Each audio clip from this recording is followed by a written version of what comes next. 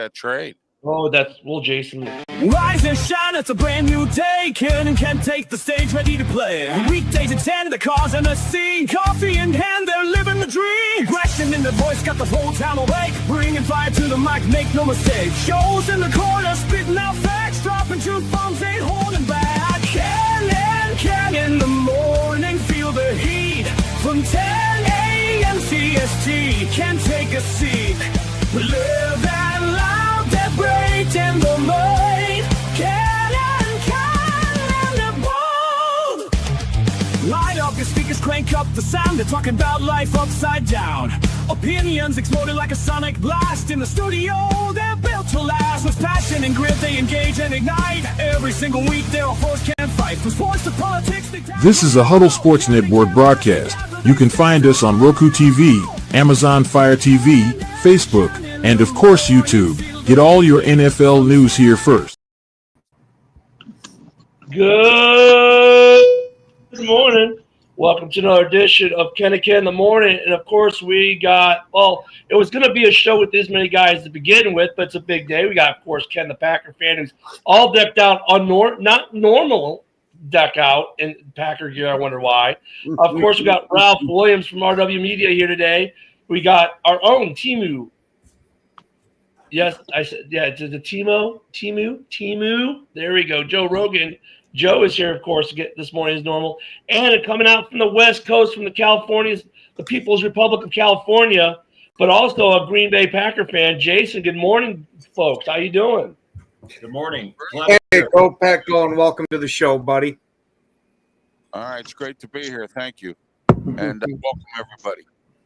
So I guess there was a trade yesterday that got a certain Packer fan or two happy. A certain Packer fan or two. Ken, I already told you yesterday, even though you said it wasn't going to happen, I'm going to need a change of underwear for today, and I do. I'll tell you what. And one more, we'll add one more to the show today. Because let's even this out a little bit. Welcome to the show, Broski Bear, because I know he wants to talk trade. I'm still sharing this out to the Twitterverse. Good morning, Bill. So okay, so Michael Parsons trade. First off, let me before I turn it over to Ken here and we roll the panel. I think a lot of us on the panel didn't think it was going to happen because of everything that everyone talked about for the last couple of weeks with Jerry, the history between the two teams, and everything else. I will say this: I was surprised, probably like everyone else was. What even surprised me more is the news that this trade was completed last week, and the only reason that wasn't announced till yesterday was they were waiting on the contract with Green Bay to be negotiated.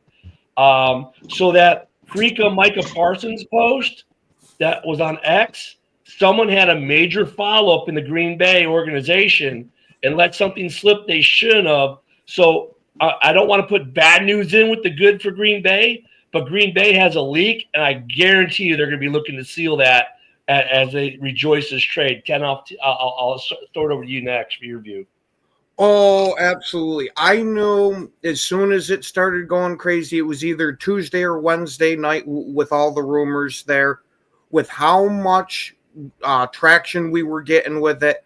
And not even just from the fans, we were starting to get media pundits talking about it, and some of them saying that it had legs. This one felt a lot different than the other trade rumors that we'd have of, we were in on it for that guy. There is no more in on it. It was, let's pull this trigger, let's get it done. And let me say, this is a beautiful start to Ed Policy's reign. What do you think, Ralph? Well, I got to say, the Steelers were involved in this too. Steelers didn't want to give up the what I call the MASH squad and Highsmith. All right, if they could have gave up Highsmith and a couple number one picks for Micah Parsons. Can you just imagine Micah Parsons and T.J. Watt on the same field at the same time? Wow. All right, but see, the Steelers didn't look at it that way. They wanted to keep Highsmith, and Highsmith is a MASH case. He's hurt every year. Now he's hurt again with that groin injury, okay? The same one that he's been hurt the last 2 years, and they're paying him big money. I would have got him out. I would have gave him 2 first-round picks and found ways of getting other draft picks and stacking up the draft picks and getting them ready for next year for the draft in Pittsburgh. But the Steelers didn't look at it that way. And now Green Bay has them, and good for Green Bay because then they can move on and they can have a good defense with him and whatever other defensive players they have. So now their defense has gotten better. And, you know, it's going to be the same old in Pittsburgh with our defense. Joe or Broski? Yeah, I mean, I'm trying to look at it from Jerry Jones' perspective a little bit and understand his thought process here, because the initial trade offer that was out there was that Green Bay offered 2 firsts, a second, and a 5th, which, you know, if I'm Jerry Jones, you know, and supposedly that was turned down. So if I'm Jerry Jones, I'd be like, all right, throw in a 4th round draft pick, give us another draft pick, and it's done, right? My point is, I much rather have like the 2nd and 5th round draft pick than Kenny Clark and his, you know, big contract. I mean, that's the part that's kind of puzzling to me. I think it's you know, I think the Fudgies, I think they fleeced the Cowgirls here. I really do. Hey, what's up there, Joe? What's your thoughts? The Cowboys are never going to win a Super Bowl again. Yeah. Until Jerry is gone, like, just forget about it, dude. I mean, like, I get trading Parsons. Like, he didn't want to be there, right? But you trade him to the team that's been knocking you out of the playoffs. You could have traded him to an AFC team and probably got a bigger haul. Yes. Jerry is unfortunately experiencing like the Al Davis effect, you know, the last few years of Al's life, you know. And did I not just say that he was reminding me a lot of Al Davis at the end a few days ago or a week ago? Yeah. So And that's not to say anything bad about Al Davis. Like, he just, you know, the game passed him by. He went senile, but Al Davis was a genius, you know. Like, Al Davis was a legend. So Jason, Jerry's not that. So Jason, we talked on Tuesday, and none of us thought this was going to happen. Right. So you're sitting out there in the wonderful California sun yesterday, and this news hits you. What were you thinking? To be honest with you, Ken, I was initially stunned because in the day and the hours leading up to the announcement of the trade, I was monitoring my Twitter feed and monitoring, you know, all the popular channels like Yahoo Sports, ESPN, just to see what was, you know, floating around out there. And when I saw that the Packers had actually signed Nick Neiman, whom the Chargers had cut, I was thrown for a loop. I said, okay, I guess this means that they're not in on Micah then, that the price was too high, that Jerry wanted too much, or whatever happened. And so when they signed Nick Neiman, not a sexy sign, but when they signed him, I said, okay, this is then probably Brian Gutekunst just playing it safe and moving on. And then lo and behold, I check a few hours later, boom, Micah Parsons traded to Green Bay. I was stunned because, again, when they signed Nick Neiman, I wasn't irritated that they didn't get Micah because I honestly thought it was going to be a 50-50 proposition that they were going to trade for him, given that, like what Ralph said, Pittsburgh was in on him, New England was in on him, a couple of other teams were too. And so if they did get him, great. If not, I wasn't going to cry about it because there are still other quality players on that roster that can make a good football team. But then when it went down, I was just like everybody, like my fellow bearded Packer fan here. I was just giddy. I was ready to don the cheese back on the head. So, yeah, it caught me by surprise, Ken. I'm excited that it happened, and I agree with everybody else. I think Green Bay marched out brilliantly with this trade because some friends of mine were texting me saying, how the heck can you guys give up 2 first-round picks? I'm like, well, very simple. The Packers don't make their success off first-round picks. They're excellent at drafting in the 2nd, 3rd, and 4th rounds and finding those quality picks later in the draft. So Brian Gutekunst, knowing, and Ed Policing knowing their history of success in evaluating, scouting, and developing talent in the later rounds, said, hey, if we can get a once in a generational type player in Micah Parsons for 2 first rounds, and we can pawn Kenny Clark, an over the hill veteran, off on Jerry, let's do it. And so, yeah, I was shocked. Glad it happened. So yeah, I'm on cloud 9 right now. Being realistic about it, I'm on cloud 9. So Can I just throw something out there? I'm going to give the Green Bay Packers some credit, and I did it before this trade actually even happened. Remember when we just heard they even made the initial offer, because the Packers don't do this, right? It's not in their DNA. They don't go shopping, sending out first round picks for anything, except for offensive linemen that they put in Ken's garden in the backyard to grow. And this is the biggest trade probably in the last 3 decades the Packers have ever made. And no, the Minister of Defense was not traded for. He was a free agent, for those who don't know the history. Because everyone said, oh, but what about when they got Reggie White? That was a free agent signing. I mean, the Favre trade was big, but at the time, people thought it was an insignificant trade. This is the biggest trade the Packers have pulled the trigger on since they tried to get Khalil Mack in 2018. They don't do this, not in their DNA. So let's look at what the Packers have done over the last 2 years with Gutekunst. Okay, they spent big money in free agency last year. They drafted a wide receiver for the first time in 2 decades in the first round, and then they pulled this trade off, which literally, I won't say everyone, but the majority of people, to include all of us here, thought this trade isn't going to happen. Ken was hoping. He's like, I'm gonna buy some new drawers if I need to, but yeah, I mean, Jerry's not that stupid, is he? I mean, we were all kind of like that, and then yesterday it's like, holy crap! Now look at that. There's a huge upside, and everyone's like, holy crap! Green Bay's got their defense. They're now all of a sudden. By the way, Lion fans are mad today because they're now not the favorites to win the division. And rightfully so. Green Bay is, right. Yeah, So- some teams can. They got to think outside the box now, and it looks like Green Bay's starting to do that. Steelers are doing that as well. I didn't expect them to get rid of George Pickens. They ended up trading him to Dallas. So a lot of these teams now in Green Bay, Steelers, they have their set standards about how they do things, Right. And now they're thinking outside the box here and doing some different things. Like Omar Khan, our GM, they call him the Con Man because every time you turn around, he's pulling off some amazing deal or trade or Well, here's where I was going though, and Jim, this is where I was going to as well a little bit. So look at the Packer fans. You should be ecstatic, like really ecstatic. You got a baller, right? And you gave a ton of money. The draft picks are insignificant, like Ken said. You guys don't really. And Jason said the first round picks. I think any team would have been willing to give that up. The Bears would have done it. The Raiders would have done it. We've all done it.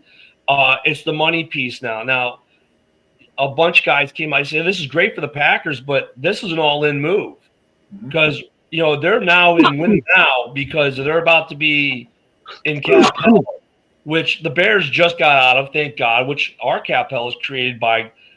Once again, that Khalil Mack trade, the one that the Packers tried to make, but we got instead, right? So they're all in. So the question is, and Lions fans are mad, and Bill's asking, okay, well, who cares about previous rings? They're not discussion. We're talking about rings that are going to happen.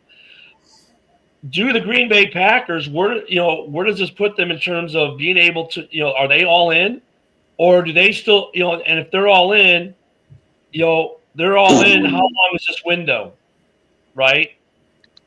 And and what this means, and there's the secondary. Thank you, Orlando, for bringing this up too. I'm sorry, guys. What does this mean for them with Hutch? I mean, $47 million. Hutch is going to want 50. Man, contracts are getting out of control. Go ahead, Ken. With the way that Green Bay's contracts are staggered along, yes, that means we're going to lose some players, but a lot of these players were guys that there was a good chance they weren't going to get another contract anyway. I think this almost spells the end of time for Romeo Doubs in Green Bay, possibly Watson too. I definitely think Rasheed Walker will be gone next year. But with Green Bay being a draft and develop team, that leads you to not worry so much. Along with, we see how much the cap is increasing every year, as long as we don't do anything stupid after this, we should be okay. It's not like we're going to have a shit ton of money to spend, but we'd still have a little bit. What about where's that? Joe says Jacobs is gone too. Where do you think that? Where does that leave them with Jacobs? Oh, I still think. No, I didn't say. I didn't say Jacobs. I said Jenkins. I saw an ESPN piece yesterday where they were breaking down the trade and the ramifications of the trade for the Packers financially. And according to ESPN, the odds are good that they're going to lose Elgton Jenkins over this as well. There's a possibility that we could, in depending on how well Elgton Jenkins does at center is going to be whether we're going to invest a whole bunch of money into him going forward. But the center position's a little bit fluid here in Green Bay to start with, since you got Jenkins switching over to center now. We do have Monk in the pipeline, but I still think that if they want Jenkins on this team bad, they will find a way to do it, especially with Russ Ball managing the cap. I just wanted to throw something out there, like, because Ken the Bear fan has brought this up, and I never really noticed it until now, but I kind of agree with Ken on this. It's funny how, like, yesterday, 5 before the Micah Parsons trade, Kenny Clark was a Pro Bowl player, and he was one of the better DTs in the league, right? One of the probably top 5 nose tackle. But now he was an aging veteran that is over the hill, and he's on his way out. Like, where's the Kenny Clark love from yesterday? I'll give you, he's an aging veteran, but he is still one of the better defensive tackles in the league. That's all I wanted to hear, because I was going to say I'm not changing my position on that. I hear a lot of Packers fans saying, like, oh, Kenny Clark, he was aging, he's over the hill, and this and that. The dude made the Pro Bowl last year. Like, what more do you want? Last year was also a down season for him statistic-wise, too, after we gave him that big third contract. Hey, Ken, your Packer buddy Bill's not doing you favors. Like, as you're saying one thing, he's basically saying exactly what Joe just said, while what you're saying, I agree with more. But Bill, being a consummate Packer fan, diehard Packer fan, is basically feeding right into what Joe said. Now, let me say this in all fairness, though. Conversely, the Cowboys are sitting there, Jason, going, yeah, but our coaches in the building, the feeling was that Micah lost the desire to play, and he was half-assing it, and blah blah blah, and all this other trash that is coming out of Dallas, how they basically are looking at this as we got better because we got rid of Micah. I'm like, come on, man. What I love is the narrative. I'd be thinking the same thing. What I love is the narrative that they're running with, that Micah Parsons was a locker room cancer. You didn't hear anything bad about Micah Parsons until he got into this spat with Jerry Jones. I know. That's why I was asking Jason about it. Oh, I didn't hear you say that. It's okay, Ken. Yeah. So here's my response to Jerry's response about the trade. If Jerry Jones really believed what he just said, he would have pulled the trigger on this trade back in March, when A, he had a lot more leverage to work with heading into the draft. B, he could have leveraged a lot more draft picks for Micah Parsons heading into the draft. And also, too, I think that I disagree with Jerry where he says, or others when they say that this is a Herschel Walker type trade. From what I recall, the Cowboys got a ton more draft picks for Herschel Walker than they did in this one. So this trade will not be as impactful in the long run as the Herschel Walker deal was. Also, the Cowboys, look, say what you will about the Cowboys. They've done a decent job at evaluating and drafting and developing some good young players. Micah Parsons is a good example of that. But still, there are no guarantees that they're going to be able to strike pay dirt with these draft picks that they got. So Jerry is not only insulting his fan base by telling them this makes them better with this trade. B, he's lying to himself. C, he's lying to his fan base, because he said back in March, we're all in with Micah. He's not going anywhere. He's saying a Cowboy. And then yes, exactly. Yeah, doing, and we've all heard this because it's all been on the national radio and everything else like that. But even before then, we could clearly see that this was the proverbial line drawn in the sand by Jerry Jones. And you know what? Micah Parsons and his agent crossed that line. They did something that doesn't happen a lot to Jerry. They won. Jerry controls his players. What Jerry wants, Jerry gets. Well, this time he didn't get what he wanted. And you know what? He did the right thing. He just did it at the wrong time. He should have pulled the trigger on this deal back in March rather than August 26th or 27th, whatever date right now. The 28th. Well, actually, they said the trade was agreed to last week, and they basically had to just wait for Green Bay and Micah to agree on the extension. But Ralph, I mean, okay, I don't want to minimize 2 first-round picks because, I mean, 2 first-round picks can go a long way. You know, you can get 2 – you can set yourself up with 2 picks. As an outsider of not just the division but the conference, how do you see this trade impacting?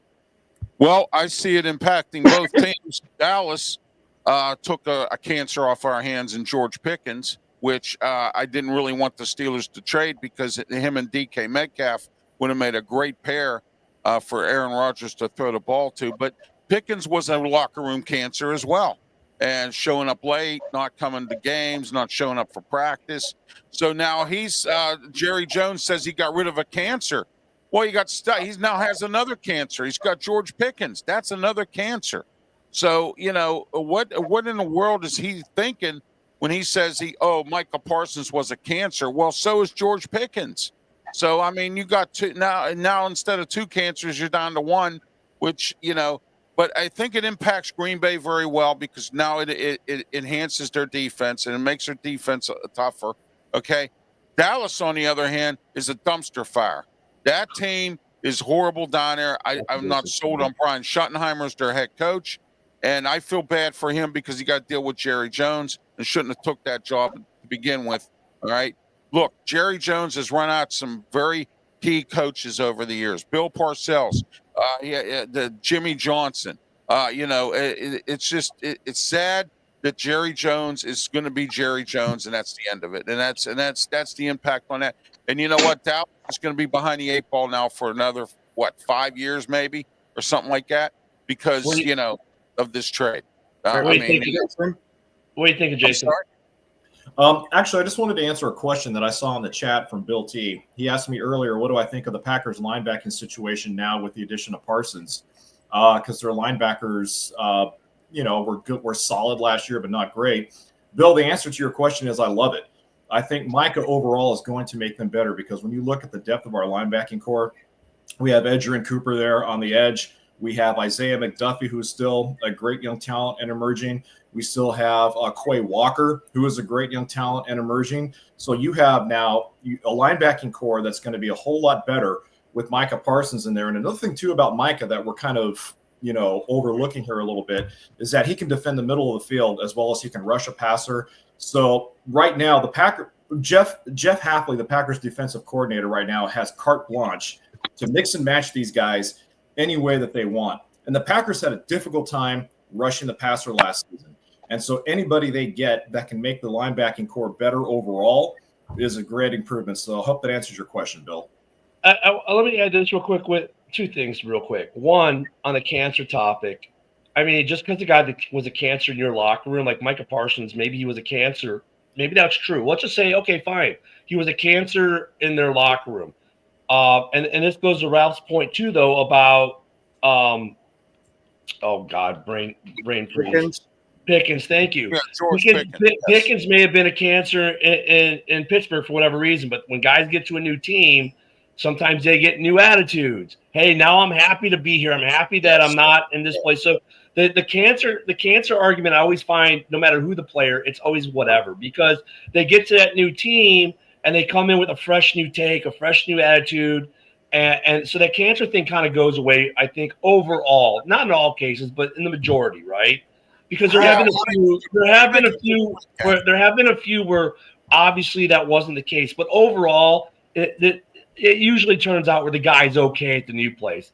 The other thing with the cap hell and A-Dub always bringing great comments. It's not I wouldn't say it's a stretch. It is a reality, but it's a reality of it that some teams deal with better than others, right?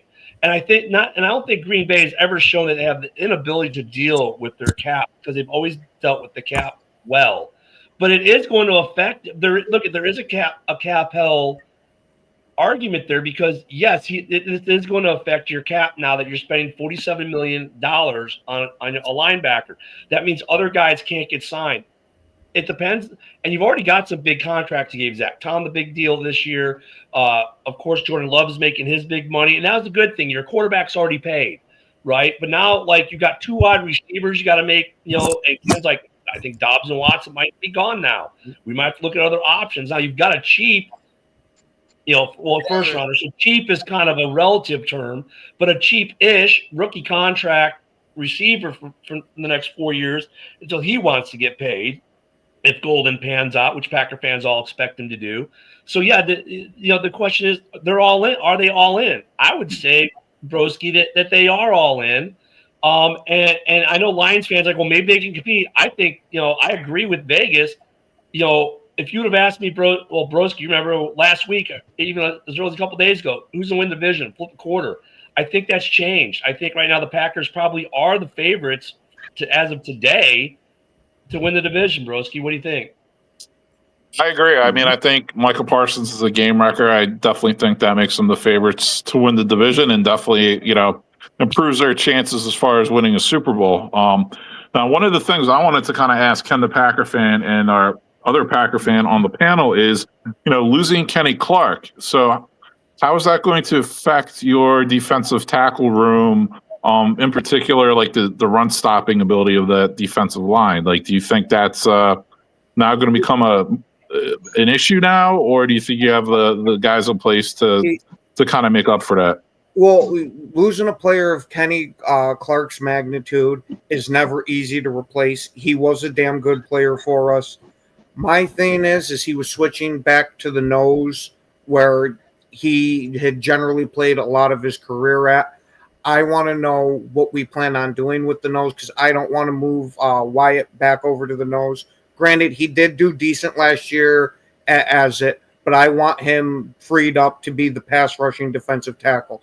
I would personally like to see us trying to use Stackhouse as the nose tackle because at least in the limited amount of preseason stuff that we saw, he seemed to be somebody that could eat up a couple of blocks.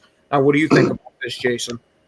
Yeah, I agree with you. I think the 2 guys this is going to put a lot of pressure on the defensive line, obviously, are Lucas Van Ness and Devontae Wyatt.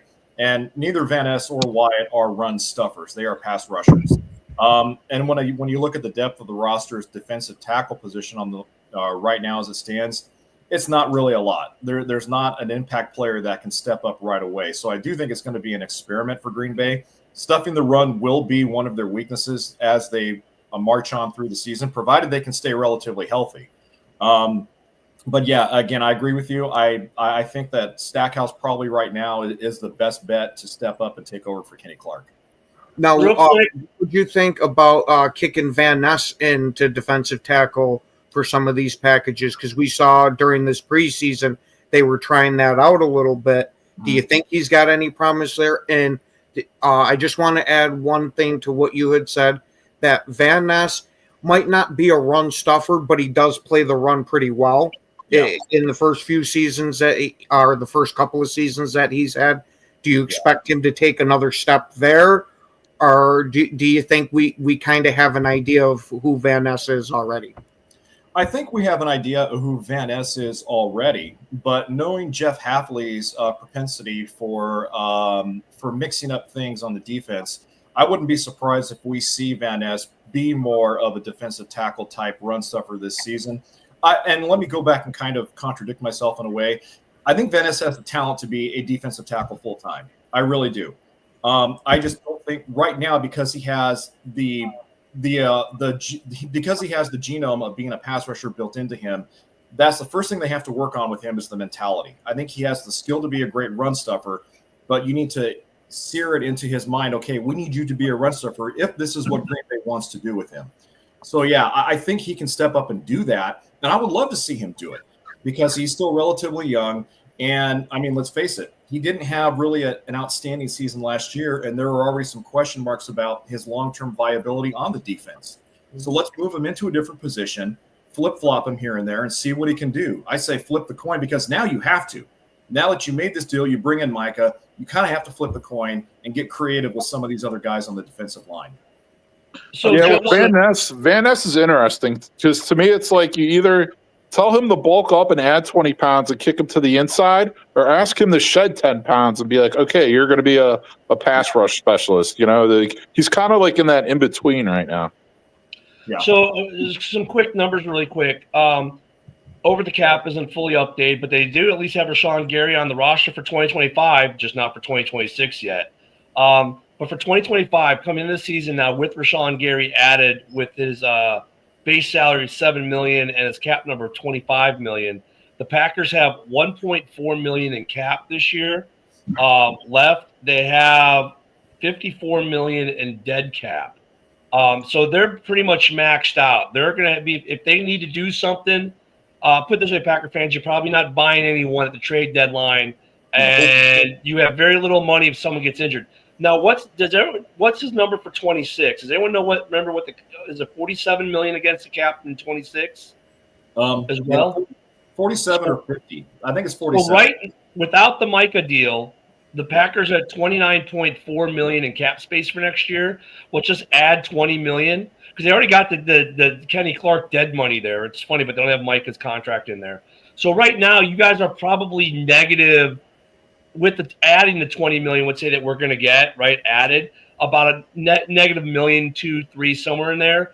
So those are the actual raw number guys. Now look at Mike the Bear fan was railing in the House Hall back chat yesterday because he's like, watch how much of this money is going to be converted into some kind of bonus that doesn't count against the cap. And he's been railing on this for years, and he's not wrong. Dollar spent is not necessarily a dollar against the cap because of the way these guys do the money. So, when we talk about the cap health thing, there is some trueness to it, but there are so many ways out of it.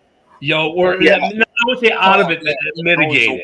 You can manipulate it any way you want. I mean, there's always a way in and out of that, like you said. But I wanted to talk about Bill T's comment right here.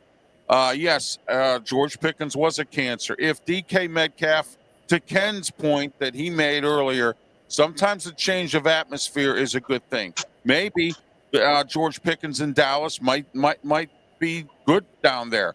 And then DK Metcalf coming to Pittsburgh, from what I hear, every player in the NFL likes Mike Tomlin. So, I mean, I want to play for Mike Tomlin. So, DK Metcalf, he has Aaron Rodgers throwing him the ball. So I think DK Metcalf is, from what I understand right now, everybody's getting along. So we'll see.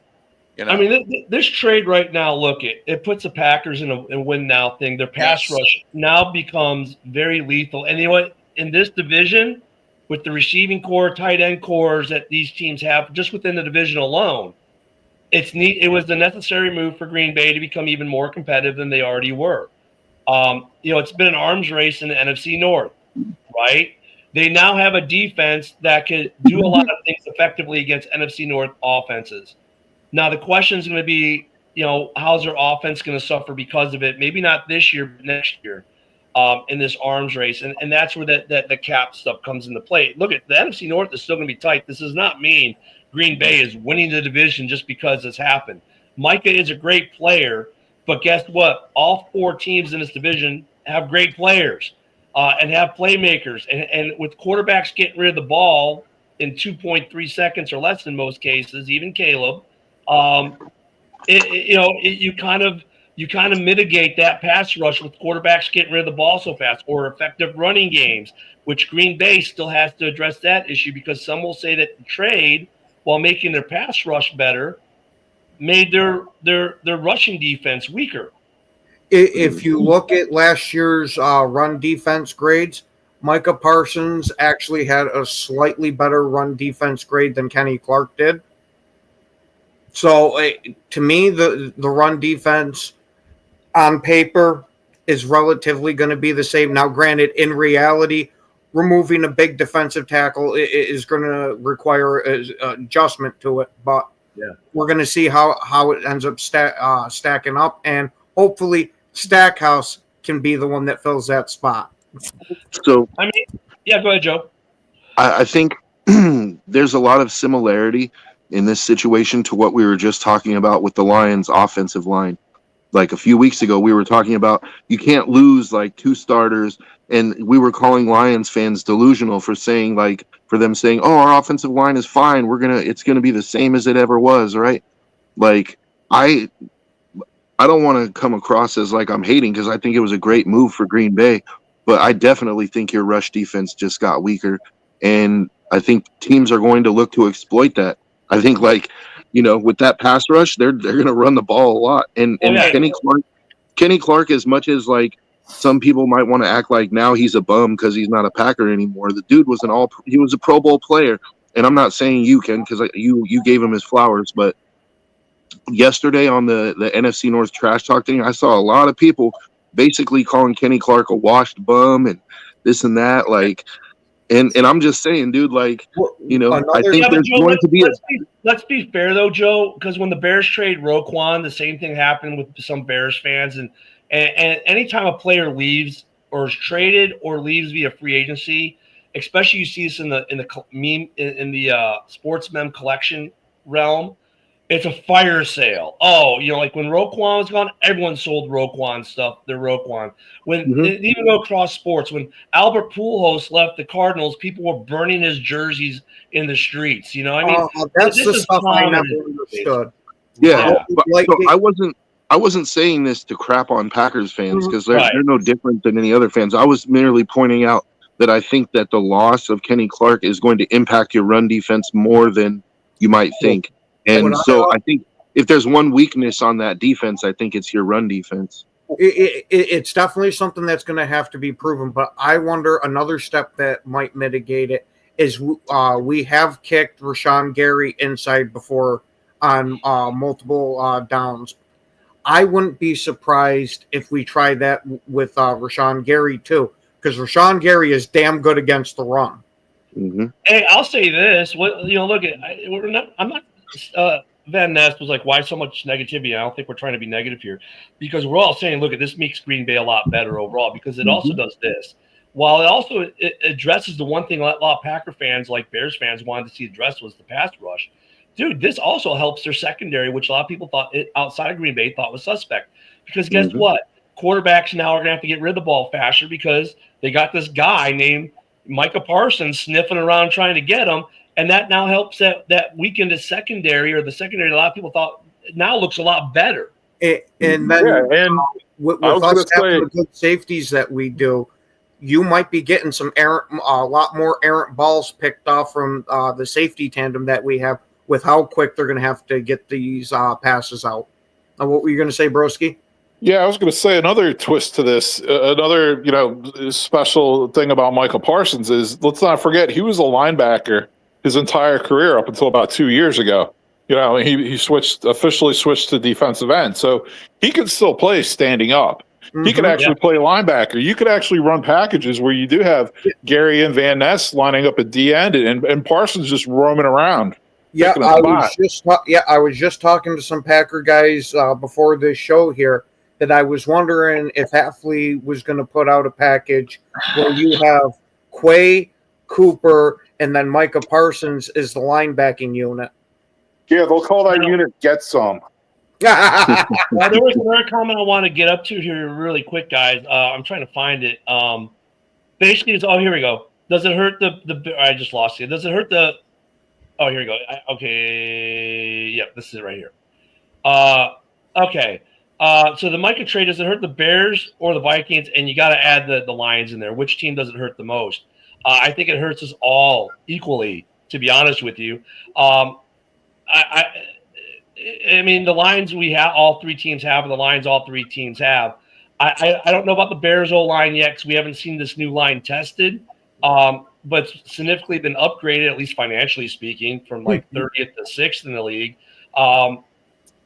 For the Vikings, same thing. They haven't maybe made as many upgrades. They've done some upgrading. And for the Lions, I mean, they got some new pieces in their line too. So I think it affects every team in this division equally. Now the question is, look, this isn't a silver bullet that now the Packers are destined to win everything. It just makes them even more competitive than they already were, and it makes the other teams have to adjust to it.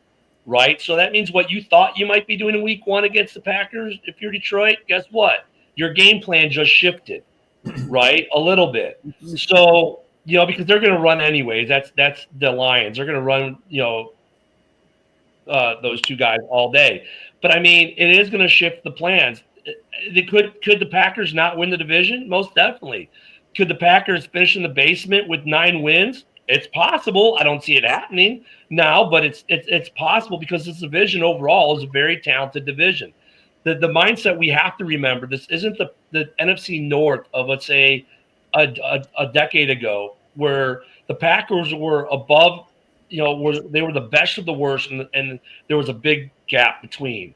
All 4 of these teams are pretty darn close in terms of talent. This brings the Packers' talent level way up from where it was, but they were the weakest team in the division talent-wise to the other 3 to begin with. So this brings them way up. I don't know if it makes them the most talented team in the division. That's now something that can be debated really well. But you know what I'm saying? So all the teams, I think, are impacted the same way within the division. It makes this division that much tougher. And it makes Dallas just look stupid because, honestly, Jerry could have gone to the Raiders and gotten so much more. He could have gone to a lot of other teams. He could have gone to Pittsburgh and gotten more. Speaking of that, Ken, I think we got a live look at what happened during that trade. I was going to say another team that makes look stupid is the Lions, because all you hear is these guys are sitting on $40 million in cap space going into each season, and like we just discussed, you can manipulate the cap any way you want. So I'm not buying this. Oh, we got to sit on all that cap to resign all these good young players we have coming up. It's like, no, Brad Holmes, you need to push your limits a little, bud. Like you need to figure some things out and make it work. If you truly think you have a Super Bowl window, you need to go all in and make a move like this. So, I mean, I got to give, the Packers some credit for doing it. Tons of credit. And we'll see what happens, man, And I'll say this, and look at my buddies over at C&G, and they used to be on House way back when, but they got on yesterday right after this trade, and they were hot, and they were pissed at Ryan Poles.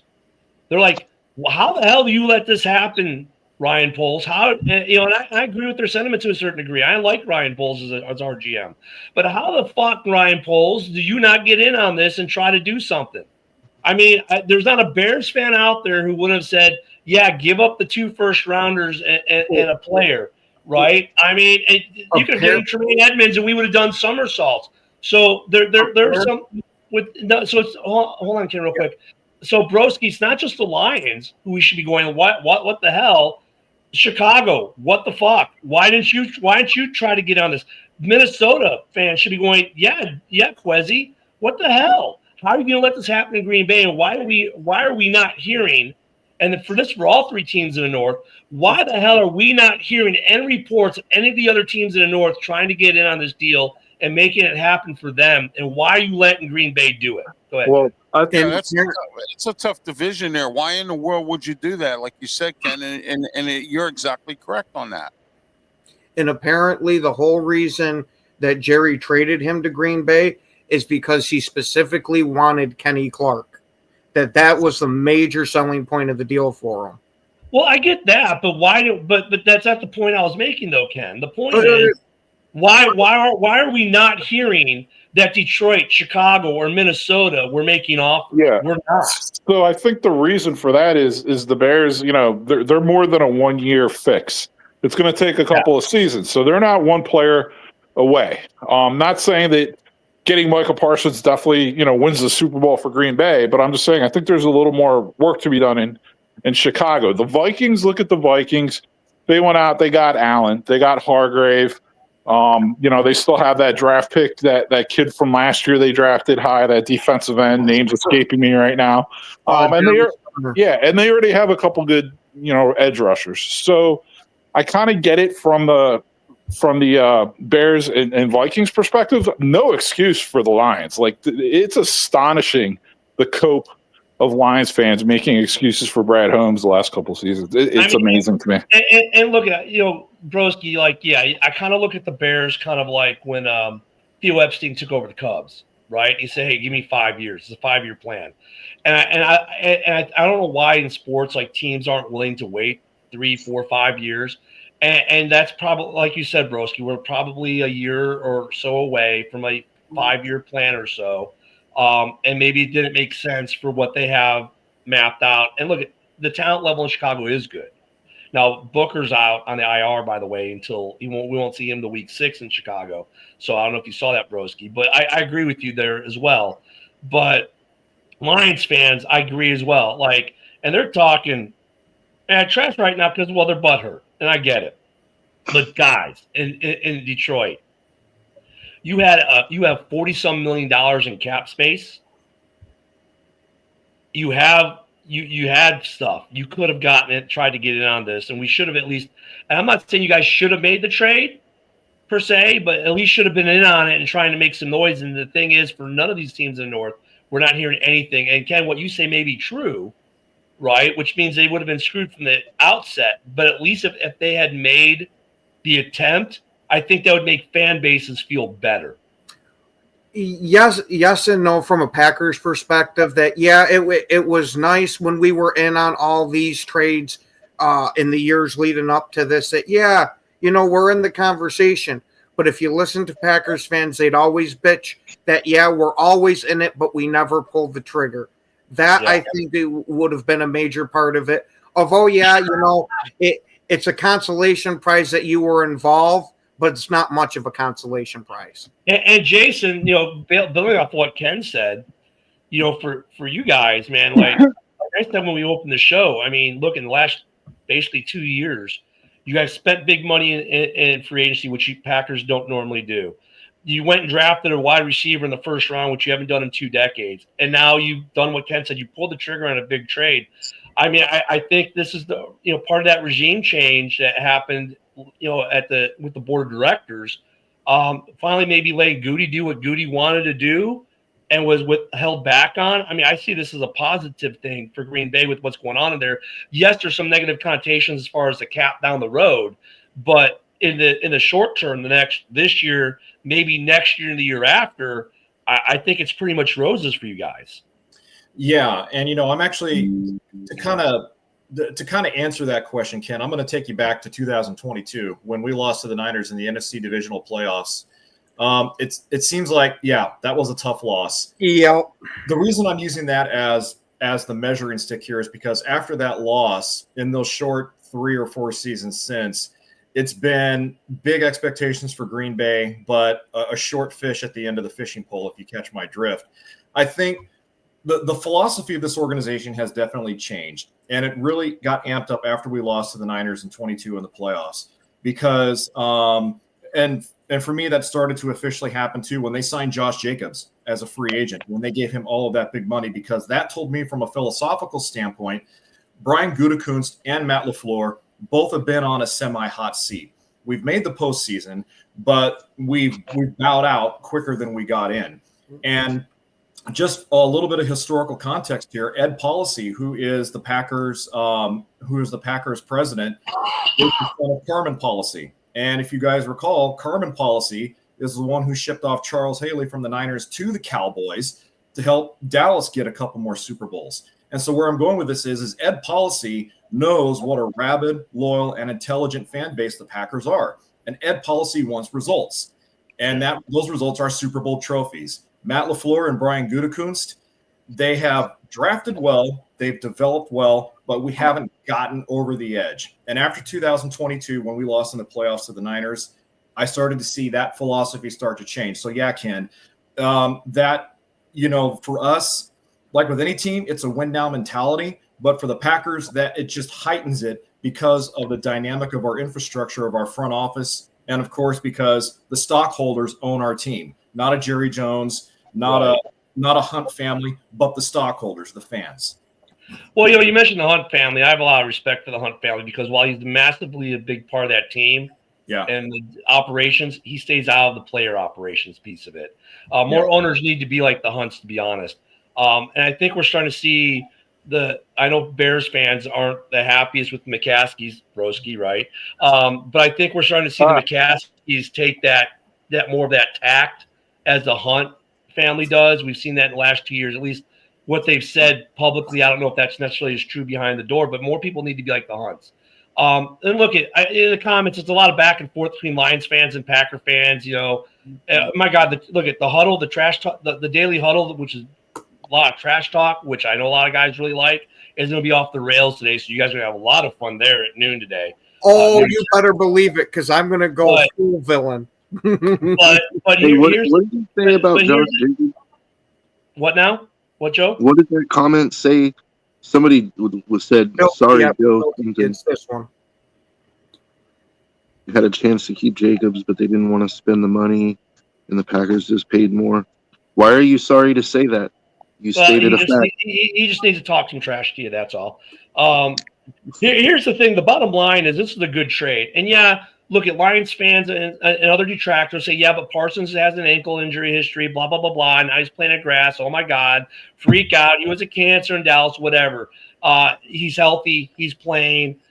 You can take whatever attitude he had in Dallas and probably chuck it out the door. He's obviously very happy. If anyone saw the video of him yesterday, to be in Green Bay. Packer fans should be happy. They should be talking some shit because they just made probably the biggest move that they've made in 3 decades trade-wise, right? At least 3 decades. So they have the right. Lions fans, you're still in the hunt. No one's saying you're going to lose 14 games now or something stupid like that. But this was not you're going to be your division this year anyways. You're going to have to fight for it. This just made the fight even harder. Chicago, I kind of agree with what Broski said. The Bears aren't there yet to make a trade like this. I mean, Bears fans always want whoever the free agent, every big free agent was tied to Chicago this year, whatever. I like what the Bears are building. They're still going to be competitive. They can still win a lot of games. They can still beat Green Bay. Just because Micah Parsons is added doesn't mean Green Bay automatically wins games, because you can still beat Green Bay. They're off the task form. If you have a good defense, which, oh, by the way, all the other teams in the North do have good defenses, you can win games. Micah Parsons by himself does not mean that you're all of a sudden losing games. Go ahead, Jason. Yeah, I didn't mean to cut you off, Ken. I saw another question here to me in the comment, and I believe that question was, who do I think has more to prove at quarter? This is on quarterback, at the quarterback position. Who do I think has more to prove, Justin Herbert or Jordan Love? That's a no-brainer. It's Jordan Love. Yeah. Look, Justin Herbert's already proven that he can play quarterback. In my estimation right now, Justin Herbert is a top 5 quarterback in this league in no discernible order. He's a top 5 quarterback in this league, given the talent that he's played with in L.A. Jordan Love has a lot more to prove. Jordan is talented. I've seen him play at the high school level because he played not too far down the street from where I live in the central San Joaquin Valley at Bakersfield Christian High. Jordan can play, but Jordan hasn't proven yet that he can carry a team on his shoulders the way that Justin Herbert can. So I do think this is, to me, offensively, this is going to be a make or break year for Jordan Love, especially since, correct me if I'm wrong here, Ken, I think he's into year 3 of that 4-year deal that Green Bay signed him to a few years ago. So for Jordan Love, you got the defense there to keep you in games. Now you got to step up your game a little more. You got to stay healthy, because last season I don't think he ever fully recovered from that MCL injury. Now's your time, Jordan. You got to quit making excuses, step your game up, and prove that you can be one of the elites. And Jason, I've been saying that for Love. This is how a make or break year. He's got to prove he's worth the big contract he signed. Yeah. And I think this trade, in a weird way, puts an exclamation point on that. Like, now it really, people are going to be focused on him because they say you can't blame the defense. Yeah, and I was going to add a little something about Michael Parsons. Let's not forget, he's from Harrisburg, Pennsylvania, played high school football at Central Dauphin High School, and went to Penn State. Like, he's used to playing in the cold. He's used to playing on grass. And Jason, I wanted to actually mention something to you. I think you should reach out to Van Ness and tell him to either shed 10 pounds or pack on 20 pounds. Well, believe me, Broski, if I had enough clout to do that, I would be more than happy to do that. Hey, I just wanted to throw out there, Ken said this was a good trade. I just want to throw in the caveat. This was a good trade for the Packers. Yeah. I think Jerry Jones should check, because he has a condom hanging out of his ass. Again, let me reiterate this. Now, look, for the Cowboys, I mean, it's not all doom and gloom. They do get 2 first-round picks to play with. They do free up a ton of, or some cap money, right? They do free up some cap money. But I mean, Yeah, I mean, today the initial, yeah, the Packers win this trade. Now we'll find out 3-4 years from now when they revisit the trade, as they always do. If one of these teams does something with it, that what happens. But I mean, yeah, the Packers, and if it's just because Jerry liked one guy, then it really makes me, well, he better be worth it, because you just gave up Micah Parsons for Gary, and yeah, you got two. Or I'm sorry, for Clark, but you got 2 first rounders to go with it, but was that price worth it? I mean, yeah, that's that's got to be a rough one for him, because he was well liked in the community. He took part in a lot of things around there. He seemed to absolutely love being in Green Bay. This is the thing you hate about it for players like this, that built their lives in a city, and now all of a sudden, damn near without notice, it's, hey, pack your bags, you're going halfway across the country. I mean, look, because a lot of us, a lot of the previews we've all done, a lot of us had the Cowboys like in 3rd or 4th place in this division before this trade even happened. Yeah. Now, if they all of a sudden win this division, or they're in 2nd place in their division and competing against the Eagles for 1st, and they look really good this year, that's going to turn some heads. And if the Packers don't win this division, or somehow end up in 3rd, or win 10 games and end up in the basement, this division, it could happen. Who knows? It's going to turn heads. I mean, we got to see the games played. I don't think the Packers are in the basement. Don't get me wrong. But I mean, if that weird thing were to happen for whatever reason, because maybe the offense doesn't shine through like now it has to, because they can't say, well, the defense anymore. Or hey, great, the Packers pass rush got great, but now teams run all over them like Mack trucks running down the highway. The trade may look different at the end of the year, but today, oh no, the Packers win it today. So yeah, I don't know, Ralph. I mean, to me, this seems like a Packers win initially. Yeah, it is a Packers win, but I have something I want to add here. Jeff Hafley is their defensive coordinator. He was the head coach at Boston College, and also he was the defensive coordinator at Pitt under one of the coaches, and I'm trying to remember which one it was. Okay, at the University of Pittsburgh. And what happened was the University of Pittsburgh, when he was there, the defense was not all that great. So what I'm saying is, I don't know where Jeff Hafley fits in this equation here as the defensive coordinator with the Packers, but. You know what? The Packers are better in a tough division, with Minnesota and with Green Bay and everything. Yep. Guys, it's been a heck of a day. Ken will say he saw us coming, but for the most part, I think everyone got caught a little off guard. I know I texted a buddy of mine, I served with. I said, hey, I hear there's a plane coming out of DFW. He said, oh, don't tell him something. He didn't realize the trade had happened. And I said, no, dude, he's coming to you. Oh my God. He was like, gushing. Packer fans, you should be extremely happy today. You have the right to talk a little trash today. You guys pulled off probably the biggest trade in decades for you guys, have done something that the fan base honestly has been asking for. And the rest of the division, we got to figure it out. That's it. The rest of the division got to figure it out. We can all laugh at the Cowboys, but now Green Bay is a little bit of a tougher out than they were before. Oh yeah, absolutely. And for that division, Ken, it really helps that you have a better defense and a better offense. I mean, you got Minnesota, you got Detroit, you got and who knows where the Bears are going to go this year, but you never know. I mean, it's a really tough division to play in. And, we're getting close, boys. We're getting close, but we're getting so close, but we're out of time for today. I want to make sure I do this. Jason from Driving to the Top Productions, thank you for being with us today. Ralph, thank you for being with us. Broski, Joseph, everyone in the comments. What a great show today. I mean, it was a big deal, but great to have everyone here. Don't forget the Daily Huddle at noon is going to be just lit with the trash talk today. So hit that up. Everyone enjoy your weekend. We'll be back on Monday for another edition of Ken and Ken. I'm sure we'll still be talking about this on some level. Guys, have a great weekend, and hopefully I'll be feeling better and won't sound like this anymore. And we'll see you next week. And as our buddy Norman always says, because you need to hear this every day, just in case you don't, I love you. All right. Thanks a lot. Thanks, Jason.